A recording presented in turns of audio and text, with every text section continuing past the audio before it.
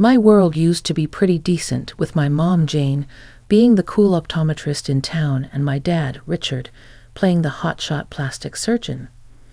Our house was always buzzing, either with Mom's gentle guidance or Dad's big tales of making people beautiful. "Lena, pass those files, will you?" Mom would call out during her sessions at home. I loved being her sidekick, feeling kind of important in our little clinic world. Dad was another story. He breezed in with all his charming stories about his latest masterpiece surgeries. "You know, beauty ain't just about what you see." Mom would hit back, trying to teach me something deeper. I didn't get all their jabs at each other, but I felt the chill in the air. Our dinners were a mix of medicine talk and Dad's bragging until he started coming home late, the air thick with unsaid stuff. "Late work again?" Mom would dig, her voice sharp. "Someone's got to do the real work around here, Jane." Dad snapped one evening, colder than ever.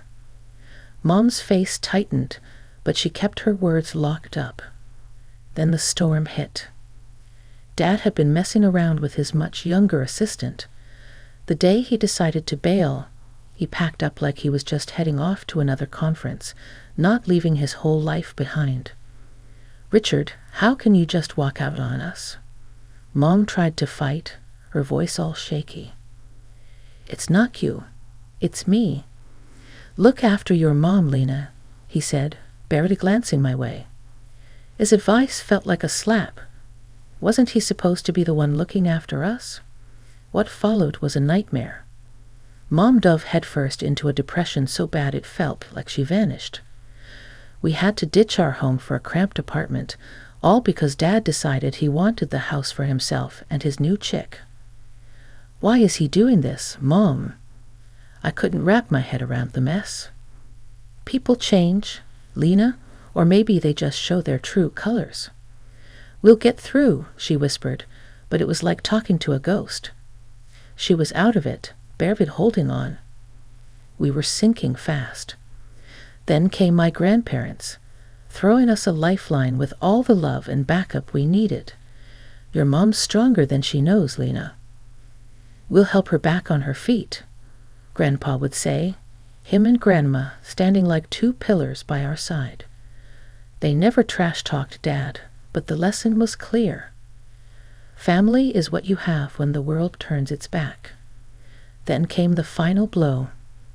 Dad wanted the house all for himself and his new family. Mom was too beaten down to fight, nearly letting him have it all. But then my grandparents stepped in, guns blazing. They hired a lawyer who fought tooth and nail, managing to claw back half the house's value. That house got sold, and with that money, Mom could afford a small apartment for us. Life took a nosedive after Dad bolted. Mom, once vibrant and full of life, became a shell of herself. Our new digs, a cramped apartment, felt more like a box than a home. The shift from our comfortable life to this was like night and day, and not in a good way. Mom's clinic work dried up. She'd stare at the phone as if willing it to ring, but it sat silent, a mocking reminder of how far we'd fallen. The day she managed to drag herself to the clinic was a victory, but they were few and far between. "Lena, breakfast." She'd call out on her good days, her voice lacking its usual warmth. I knew those days meant she was trying for me. I'd shuffle into the kitchen, finding her staring out the window, coffee untouched. "You okay, Mom?" I'd ask, even though I knew the answer. "I'm fine, honey, just tired," she'd lie, plastering on a weak smile that didn't reach her eyes. School became my escape. It was there I could pretend everything was normal, that my family wasn't crumbling.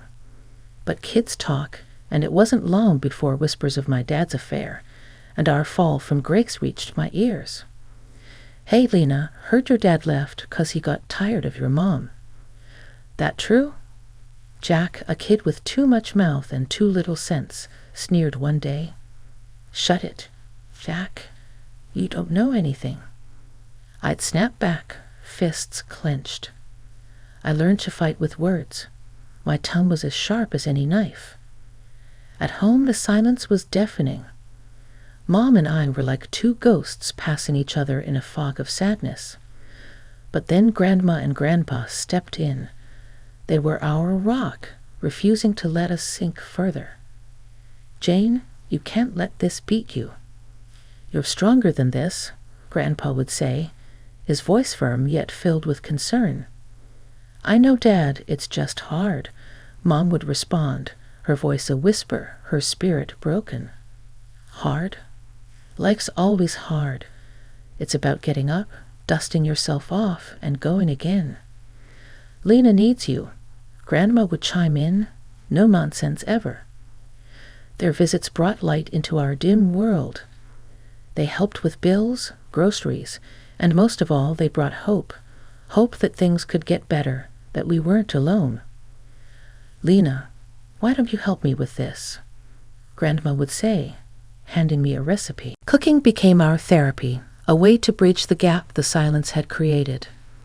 I watched Mom slowly, ever so slowly, start to come back to life. She began seeing patients again, her clinic's phone starting to ring with life. It was a slow climb, but we were making it, step by step. "You think you can handle school and helping me at the clinic?" Mom asked one day, her eyes holding a spark I hadn't seen in ages. "Yeah, Mom, I can. I can do this," I said, my voice more confident than I felt. But I was ready to fight, ready to help us move forward. The struggles were real, but they made us stronger.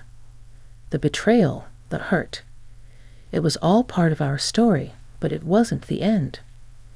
It was just a chapter, one that taught us about resilience, about fighting back when life knocks you down. Then my grandparents died quietly, one after the other. They'd left us a legacy, a bittersweet gift that propelled us into a new chapter. With it, Mom found the strength to open her own ophthalmology clinic. It was a fresh start, a chance to rebuild from the ashes of our past.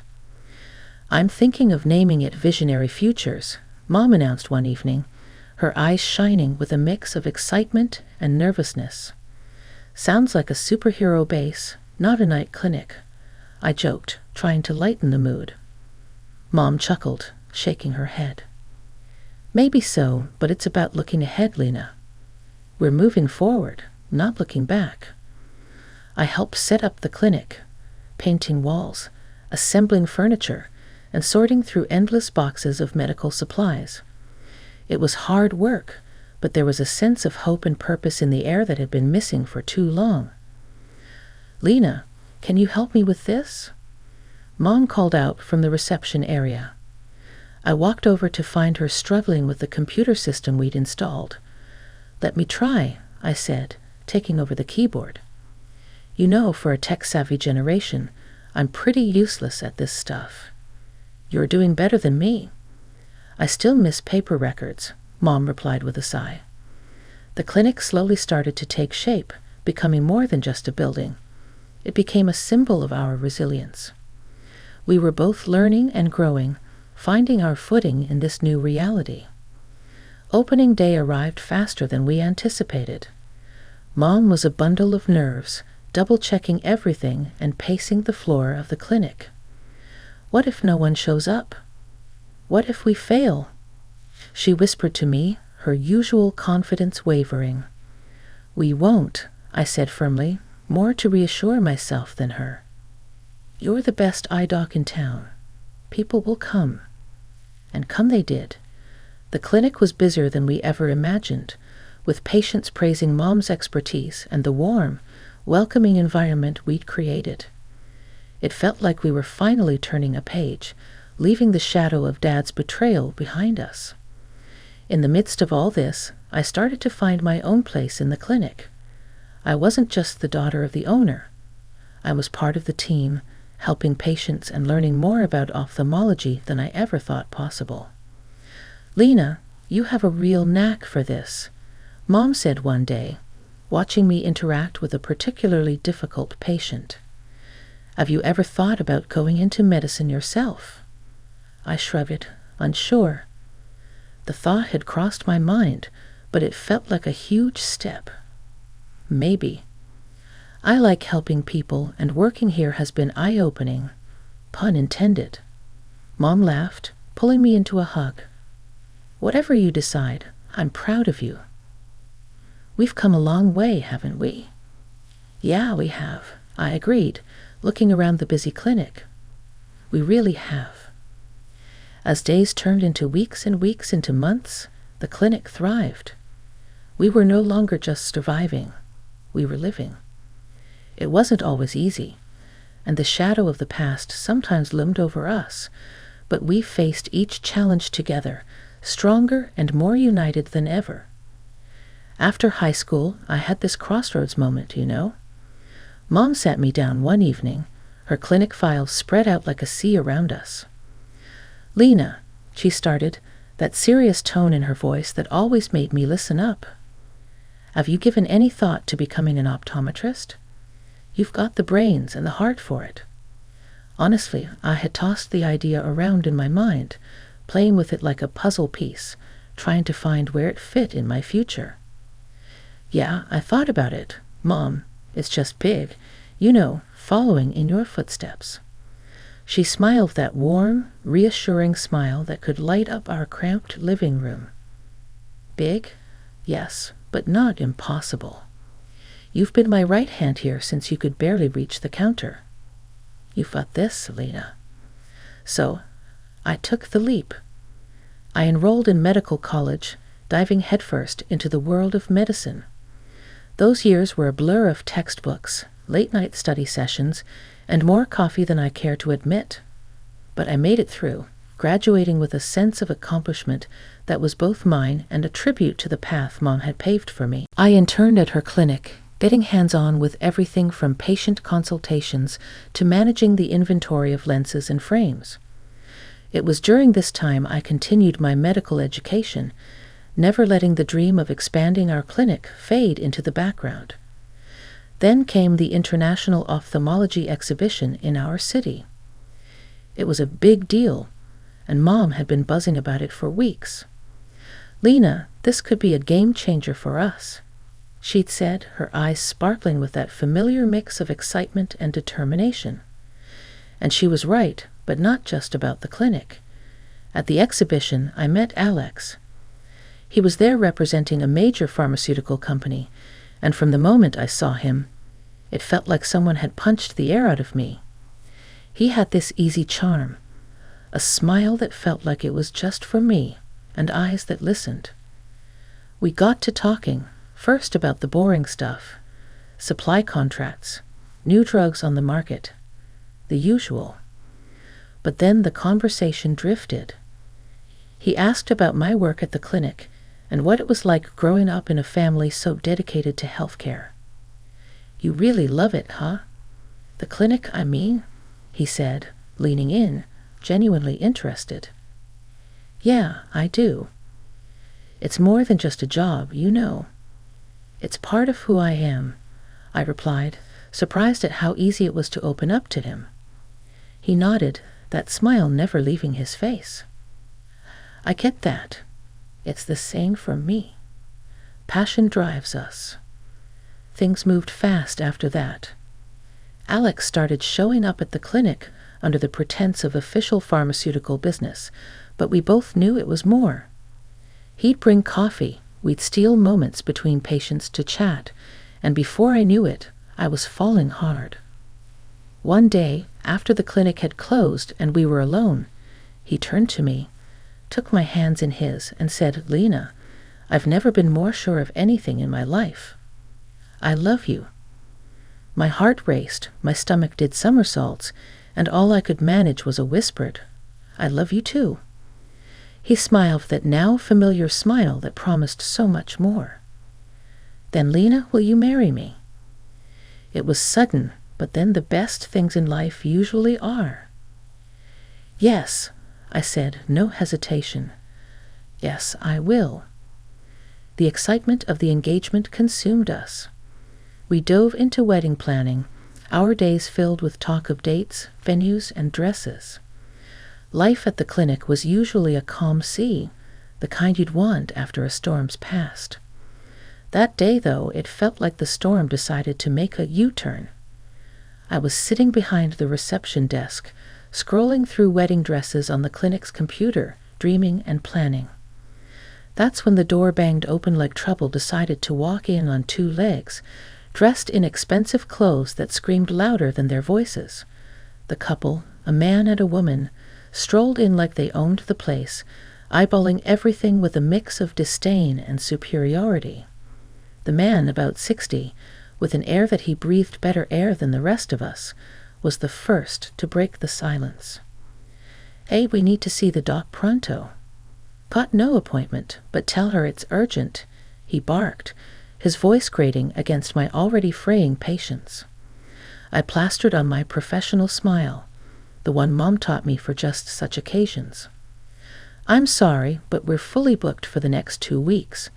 I can take your number and call you if there's a cancellation." His reaction was like I slapped him with the schedule. "What? You can't squeeze in a real doctor." "Do you even know who I am?"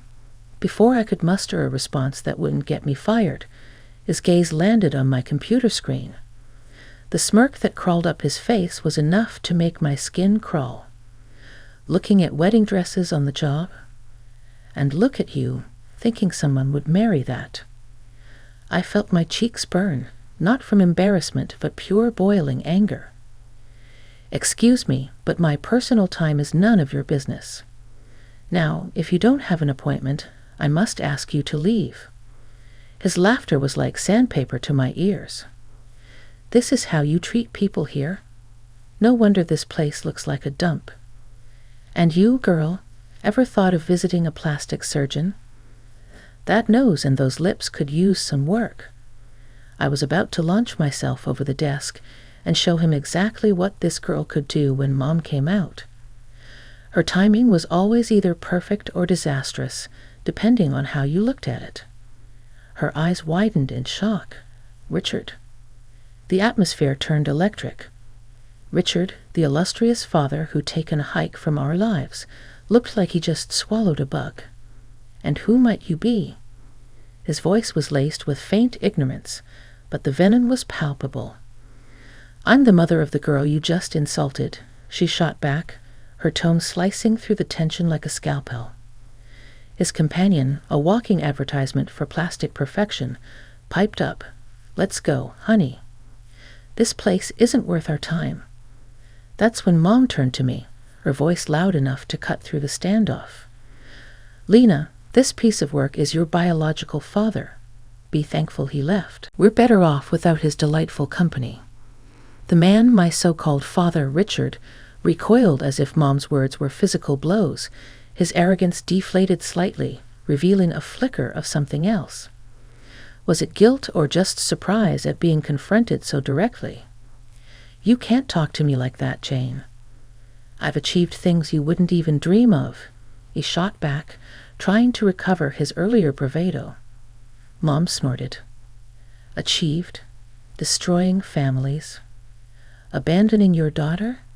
If those are achievements, then yes, you're quite successful." The room felt too small for the growing tension. I stood there, rooted to the spot, watching this surreal exchange between my parents. It was like watching a car crash in slow motion. You want to look away, but you just can't. Just when I thought the drama couldn't crank up any higher, Dad brushed off Mom's words like they were just pesky flies and doubled down. "Just get the owner. My time's precious, and I'm not about to let your little clinic's reputation tank because you can't recognize importance when it's staring you in the face." Mom stood her ground, her voice calm but laced with steel. "The owner you're looking at?" "Her," she pointed to me, "and Lena here. She's not just my daughter, she's the co-owner and the future of this clinic." The look on Dad's and his new wife's faces was priceless, like someone had slapped them with the reality stick. Then Alex, my fiancé, sauntered in, quiet as a cat, but with a presence that filled the room. Mom wasn't done, though. She launched into Dad like a missile. You left us for your assistant, stole our money, and made life a misery. But look at us now.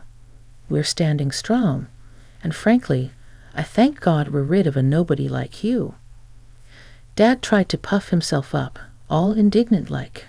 Changed my mind about this place. Got my own clinic with top-notch specialists. Just needed a quick consult while on the road. That's all. That's when Alex, bless him, chimed in, Your clinic? Aren't you the same guy who botched that surgery on the Hollywood star, got your license yanked, and left drowning in lawsuits? You could practically see the steam coming off Dad. His face went from red to ghost white. That's all lies. I'm well respected in my field. Alex didn't skip a beat. Respected? The only thing you're leading in is the race to the bottom. Bankrupt, tangled in legal troubles, and now this pathetic show. Not much of a legacy. Dad just soaked it all in, his face getting redder with every word until he couldn't take it anymore. That's a load of bull, he exploded, his voice cracking under the pressure. I'm a legend in plastic surgery. My hands work magic. He gestured dramatically towards his wife, as if she were his masterpiece exhibit. Mom, Alex, and I couldn't help but take a good look at her. And well, let's just say it wasn't a pretty sight. The work he'd done was questionable at best. Seeing our reactions, Dad's wife lost it. She hurled insults at him like grenades, her voice sharp and cutting. Bad doctor. Bankrupt. You're a disgrace. And with that, she stormed out, leaving a silence that echoed off the clinic walls. Dad, now alone and looking smaller than I'd ever seen him, slunk off after her without another word. It was like watching the end of a sad, twisted play. After my dad and his wife made their less than graceful exit, the clinic felt lighter somehow, like we just aired out a room that had been closed off for too long. Mom and I shared a look, a mix of relief and disbelief. Alex stood by the reception, a silent but solid support system. Can you believe that just happened? I broke the silence, still reeling from the encounter. Mom let out a laugh, the tension in her shoulders easing. Believe it. I lived it. And honestly, Lena, I'm just glad it's over. Alex came over, putting an arm around me. You both handled that brilliantly. If that was me, I don't think I could have kept my cool. I smiled, leaning into him. We've had a bit of practice dealing with difficult patients, but he's on another level. Yeah, well, he's gone now. And from what I've seen, he won't be back anytime soon, Alex added, ever the optimist. Mom nodded, her gaze thoughtful. It's strange. For so long, the thought of facing him seemed like the ultimate showdown. Now that it's happened, it feels like...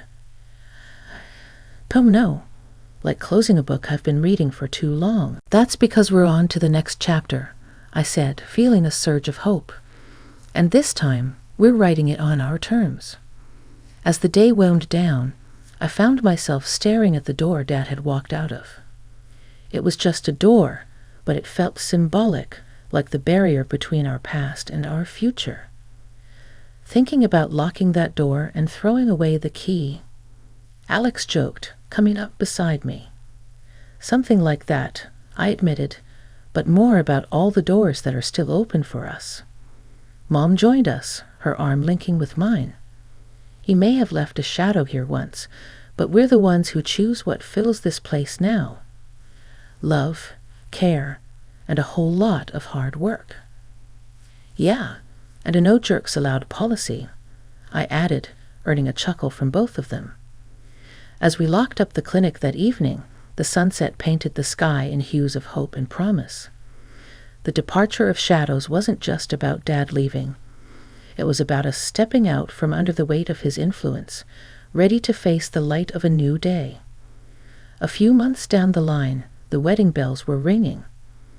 Alex and I tied the knot in this cozy little ceremony, just a bunch of our relatives and close friends, the kind of people who'd been there through thick and thin. Dad. He was nowhere in sight, which suited me just fine. The day was perfect without his shadow looming over us. Chatting with some of the docs we knew, the gossip mills were churning. Turns out Dad had crashed and burned big time. Debts up to his eyeballs, and his last bit of property snatched away to cover some of them. And the cherry on top? A lineup of angry patients with botched jobs ready to take him to court. Karma's a real kicker, ain't it? So he's really tanked, huh? I said to Mom over coffee one morning, trying not to sound too smug about it. Mom sighed, her eyes a mix of relief and something a bit softer, maybe pity. Seems like it, Lena, but let's not dwell on it.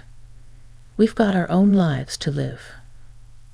Yeah, you're right, I replied, feeling a twinge of, I don't know, something not exactly sadness, but close. It's just crazy, you know. After everything. Alex, ever the voice of reason, chimed in. Life's about moving forward, not looking back at the debris. We've got a lot to be thankful for. He was right, as usual. The wedding was a blast, a real celebration of new beginnings. And with Dad's drama finally in the rear view, it felt like we could breathe again. Really breathe. Our little family's got a bright future ahead, Mom said, her hand finding mine. Let's focus on that. And that's exactly what we did. The clinic thrived. Our marriage was full of love and laughter, and the shadow of Dad's legacy faded into nothing more than a bad memory. We were building something new, something ours, and nothing could drag us down. Looking back, I wouldn't change a thing. The hardships, the battles, they made us who we are. And standing there with my mom and Alex by my side, I knew we were unbreakable. The past was just that, the past. Our eyes were set on the horizon, eager for the dawn of our new day.